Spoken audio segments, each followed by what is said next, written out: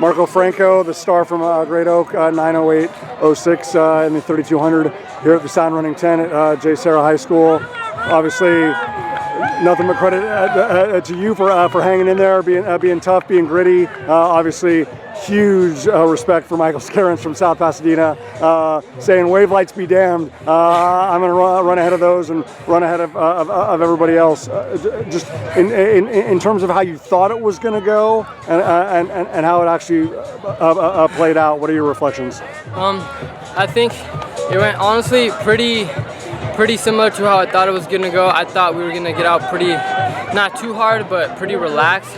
When we're fast, obviously at the start you get a lot of adrenaline, so I kind of knew we were going to be ahead of the pace lights for a while.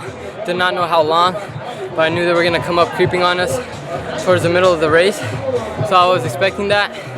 And the pack stayed really consistent the entire race, so it was honestly really easy just to stick, try to forget how much it hurts, try to hang on, let the guys around you take you.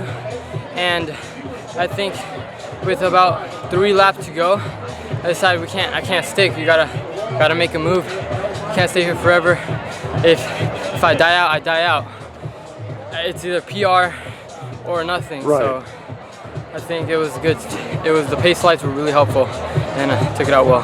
Marco, obviously, your impact on this Great Oak program and Coach Tammy, like always wanting, whether it's relay or individual, 800 up to 3200. I mean, you're always going to have the opportunities to, as long as the fitness indicates it, to do big things. But I always find that even maybe if that target goal, which for everybody in that race was certainly sub 9, maybe if that doesn't click on March 28th, there is still value in the fact that it's like, hey, in order for me to to move on from a Southern Section Division I final to Masters or Masters to state, I still have to beat people. I mean, the time usually takes care of itself. So the fact that, like you said, that it required a surge, and that you might not have been able to get to Mike, but you stayed in front of everybody else in a really high quality field. Like, how important is that? Even on March 28th, and even more so, by the time we get to May, like I know that whether it could be going to Arroyo, or it could be here, or it could be at Arcadia or Mount Sinai, like you're going to have the opportunities to run in high quality races even before the postseason, and certainly in the postseason. But also learning that I still need to get to be in front of people and stay in front of people, and managing that and making that a reassuring thing for you in the postseason. Like, how significant is that to practice those type of things? Even when maybe the time goal isn't exactly with what you were aspiring to. I think it is greatly significant.